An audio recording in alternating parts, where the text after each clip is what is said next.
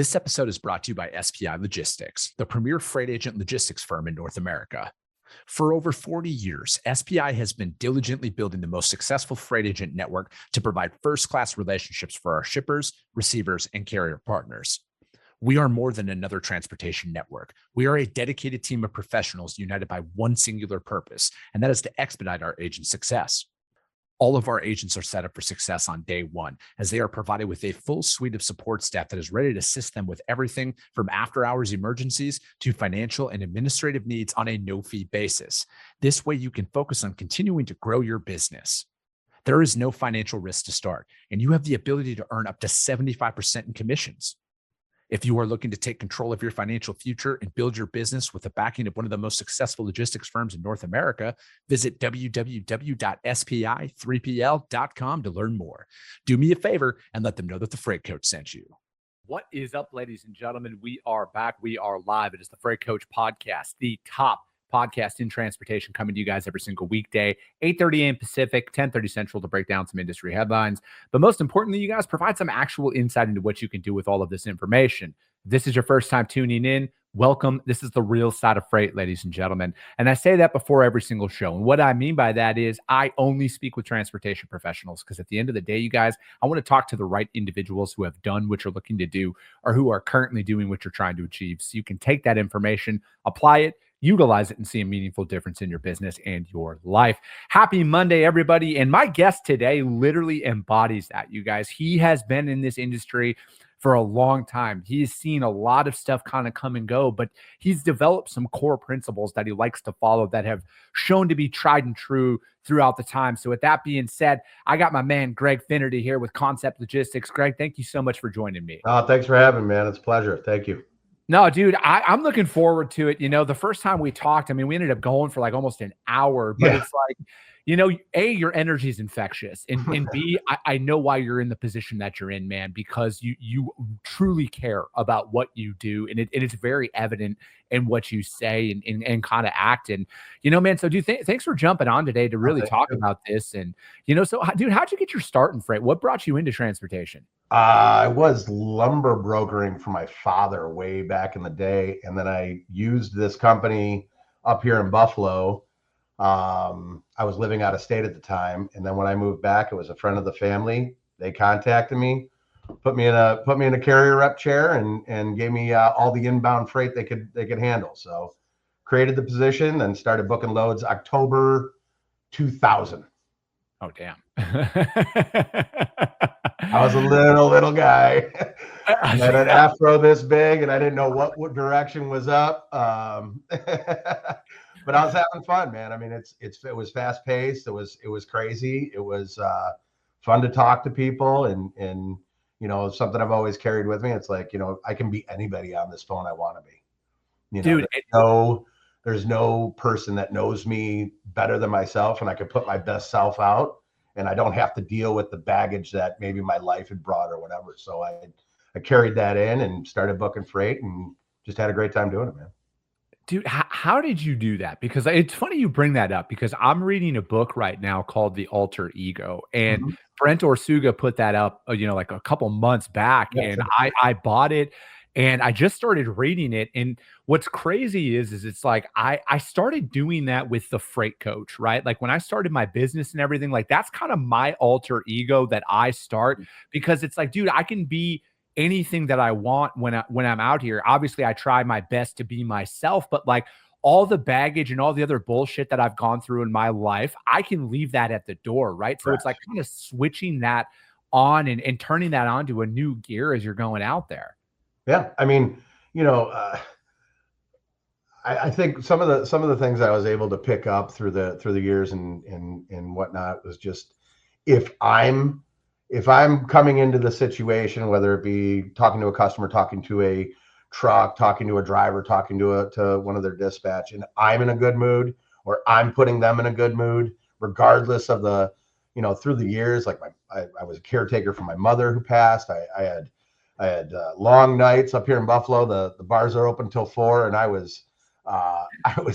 had a brother who was a bartender. So, you know what I mean? Like there was some crazy days, but at the end of the day, if I could come in the morning, reset myself, put myself in that mind frame on my drive in at work and say, okay, hey, these are the loads I got to cover. These are the people I got to talk to. And I'm going to bring this energy. I'm going to bring them something that's going to make their day better because I need it too, right? I need it at the end of the day too. I need to feel good about what I'm doing. So yeah, just, and again, nobody knows you, right? So if you're quiet, if you're introverted, I am not introverted. So I might be speaking out of turn here, but if you are, right, then like nobody knows that, man. So put it out there and see what happens and create that separate alter ego that can push you through the day.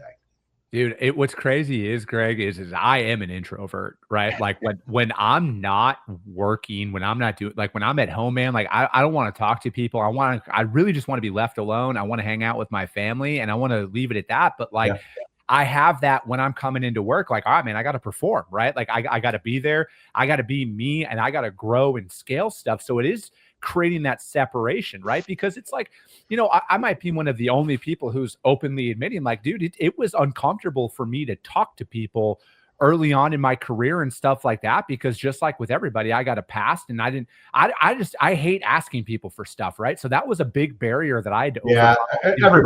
Everybody does, right? Everybody does. And and it's like, dude, you see this all the time. All these people are like, everybody's got a fucking opinion about how to develop business out there, right? Oh, you got to do a relationship. You got to do this. And it's like, okay, cool. But how do you get over that? I just want to position myself as a credible resource for somebody when they need me and not drive them away by, let me bid on your freight. Let me bid on your freight. Please, just give me anything. Give me anything. Give me anything.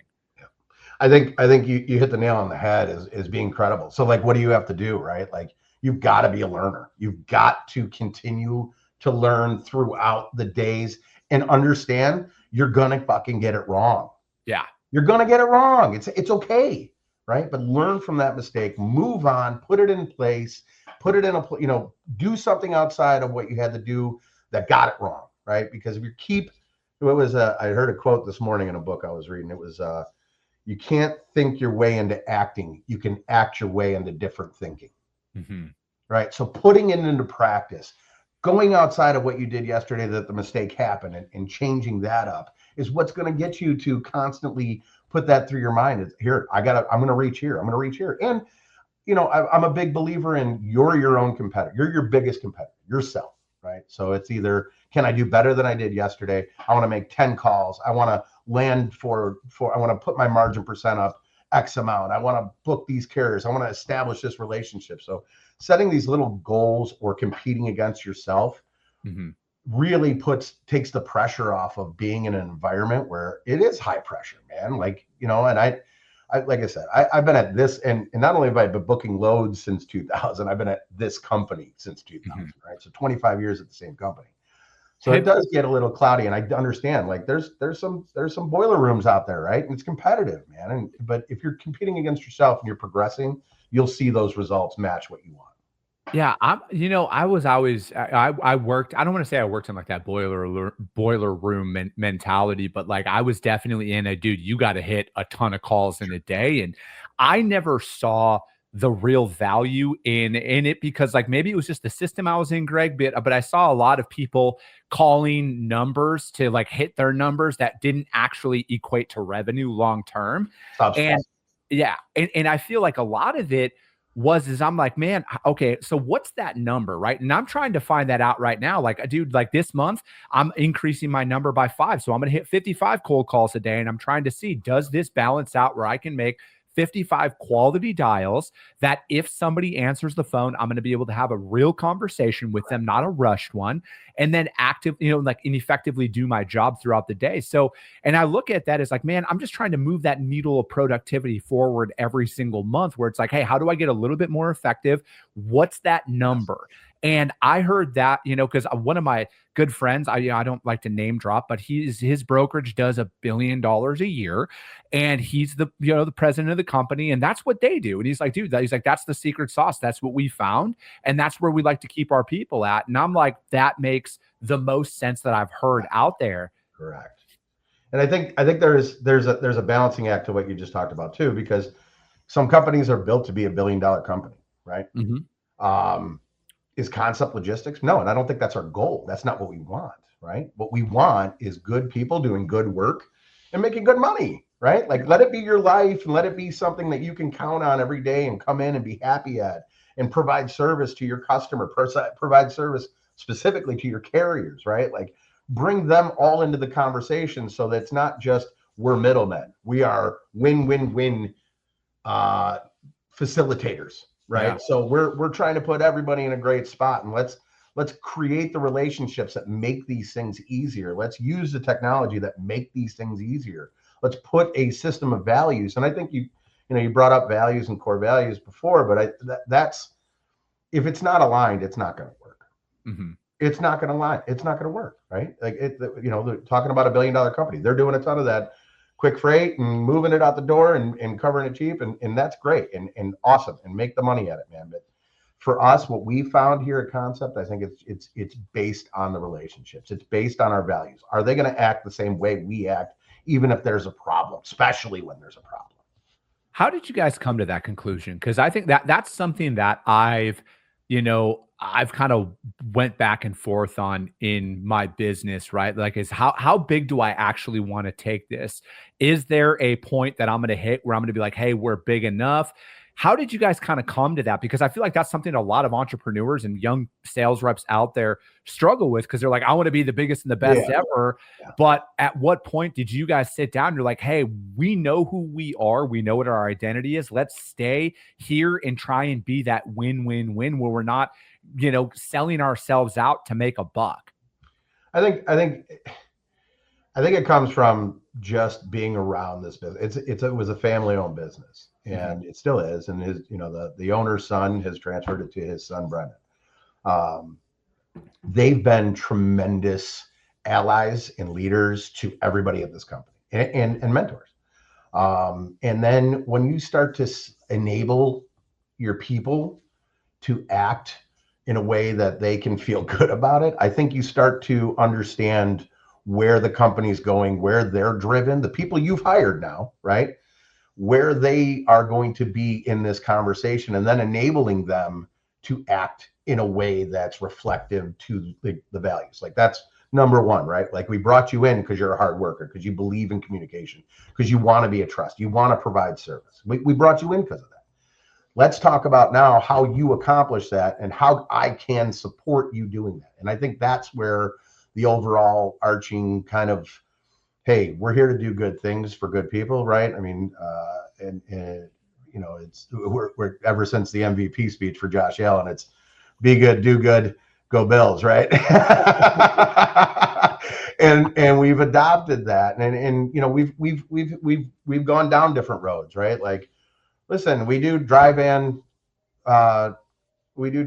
freight, right? Like, and it ain't the sexiest thing in the world, right? But it is what we do, and we're good at it, right? We added LTL at the request of a customer, right? And they've been a tremendous team to bring on. So again, aligning those values and putting those into place really kind of starts to identify what kind of people do we have here? What's our vision? How much stress can this organization hold, and what's that growth trajectory look like, right? If you're going out there to grow 50 million in the next year, that's a much different office. That's a much different vibe than someone that's trying to do 5%, 10%, 2%, whatever the case may be. Mm-hmm. So I just think that it comes down to you, your leadership, what your ideals are, where your values sit, and what kind of service you can provide. And then when your team starts to interact with those, you'll really start to get an idea of where this is going and how fast it's going to go there. Yeah.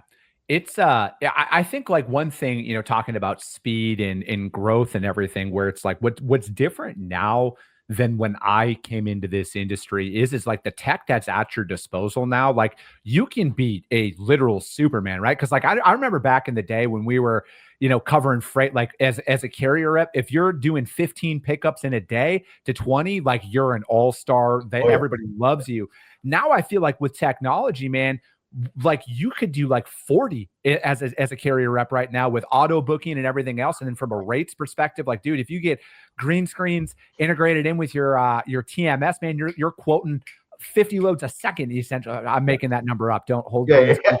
Like, dude, you're out there. Your capabilities are exponentially elevated with what's at your disposal now. 100%. I mean, the tribal knowledge, right? Of you had a rep, you got an old rep. I had a guy that I sat next to. I learned a ton from Bob. Been doing it 20 years before I was, and he just retired last year. But his knowledge of how fast he could rate was something I strive to. And then, the way I look at technology, and I love technology, right? I think it's important. I think it's the tool belt that old brokers never had.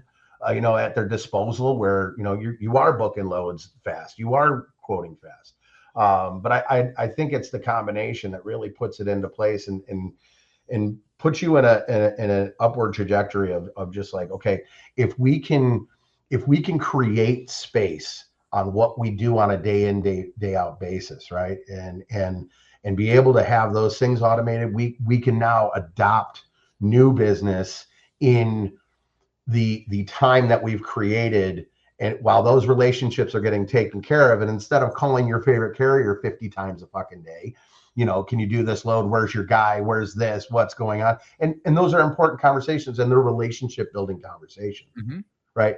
But now if you can take that relationship and then they're getting their loads automatically tendered to them, your tracking is up to date because they've accepted whatever tracking you're using, right? All those things are combined and they're doing that. Now you've got your free time as a rep, as a salesperson, as a leader in the company, to concentrate on bringing in new business and providing that same service that you're able to provide your old standbys and the people that count on you and you count on them. Yeah. Yeah, I look at it where, as you're developing business, right? Because like I say this often on the show, I operate in reality. And when you're building a business up, you might not have the resources to hire a team of people yet, but you have the ability to sign on with some pretty sick software where now 1 to 2 people can move a lot of volume compared to the past, right? Like you just brought up, like, you have like a macro point integrated in with your TMS, and then you have a rating system, and then load board integrations, all of that, load notifications sent out to people who can go in and auto book their freight. Like, man, like you could move so much more freight than I think most people are even aware of at this point, because, and then again, like we're bootstrapping our business up, right? So like we're trying to build a war chest of capital to actually be able to sustain up markets and down markets and everything else. And, we finally feel like we're at that cusp of like really breaking into some serious volume here. And like my business partner and I were discussing a lot of this stuff. We're like, hey man, how do we overly stress ourselves out to the point, but like where we can leverage technology, build up our war chest, and then deploy it to hire people strategically, as opposed to hiring a bunch of people and hoping a couple of them work out.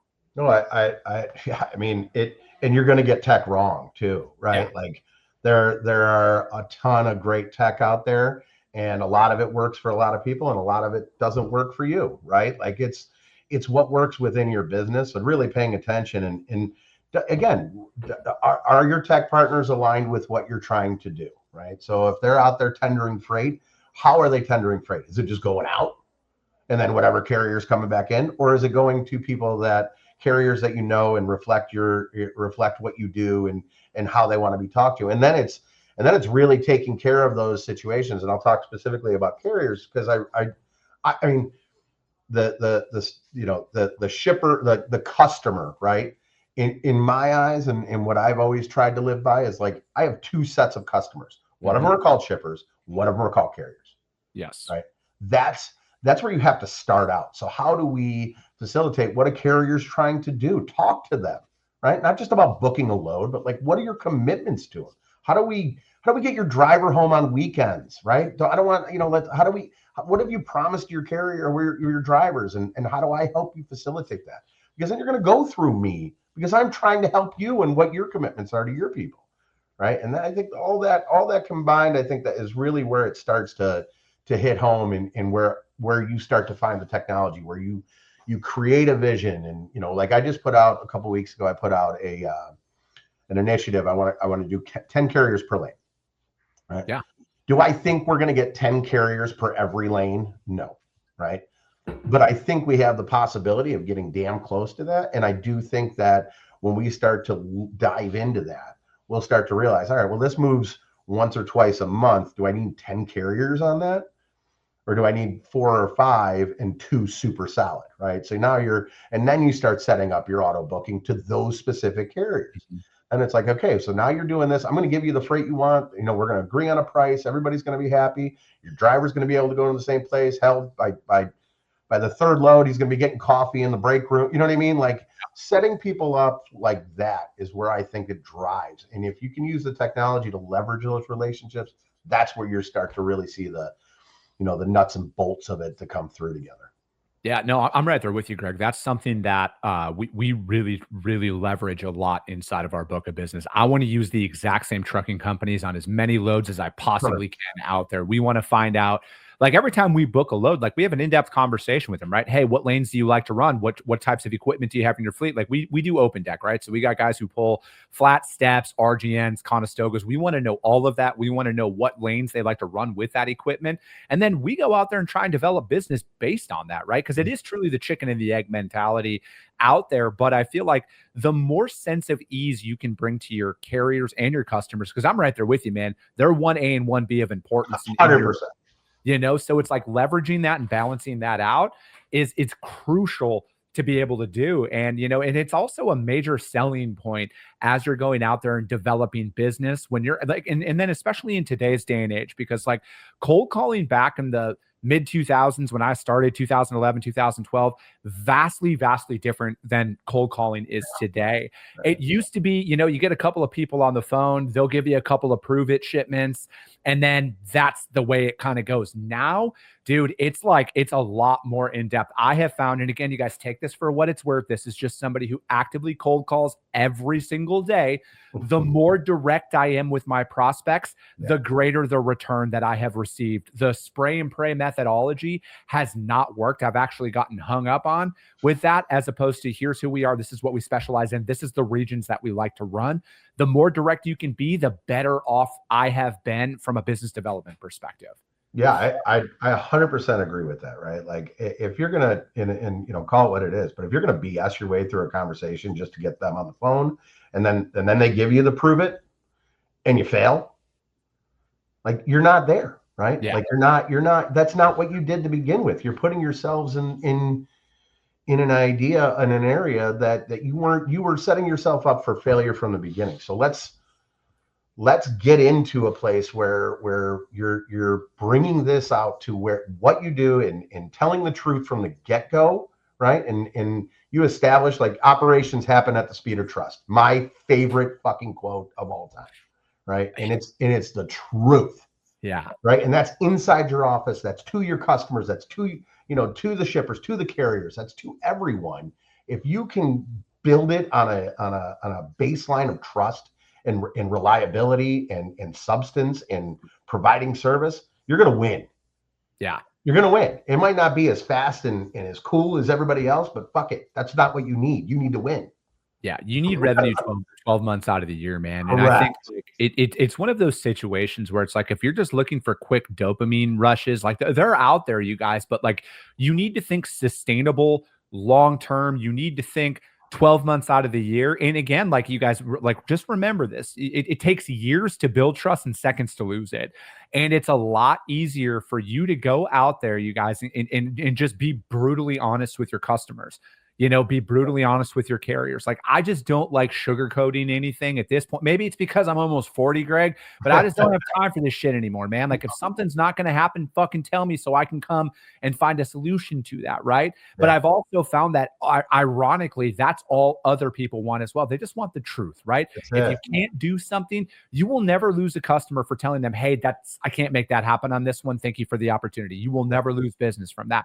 Where, and I'm all about taking risks and everything. But I guess the older I get, the more I feel like I'm taking less risk because I lean more into my strengths more than I've been through that phase of my life where I'm like, hey, I know what I'm good at and I know what I'm not good at. So I'm going to lean into what I'm good at and kind of really run with that down there. And that, that comes into developing business and that, creating content, all of that stuff, you guys. It's easy to sit here and say, oh, I'm going to do this. And it's easy to say that when it's convenient, when the world isn't burning around you.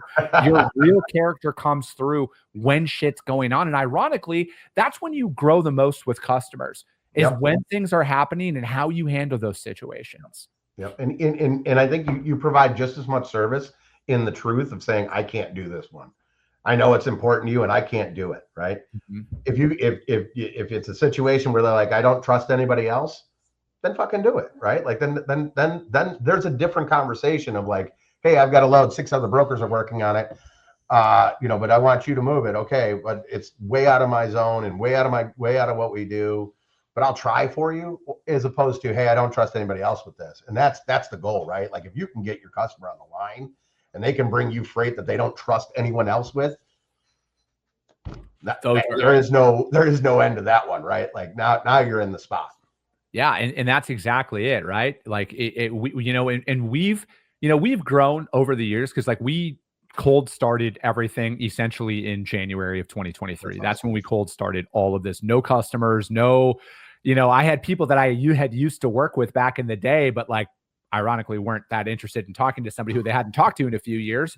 But anyways, like that it took us a long time to get to that point. And we actually just had a customer of ours here recently say that. They're like, hey, you're the only ones we will trust with a shipment like this. It was going to a trade show and everything. And that's where I get all the warm and fuzzies, right? Because I'm like, 100%. Damn, like if we're your go-to in that, like, it took a long time to get there, you guys. And it's like, and it is that one truck at a time mentality. That's our company motto, is one truck at a time. That's how we're going to build this up.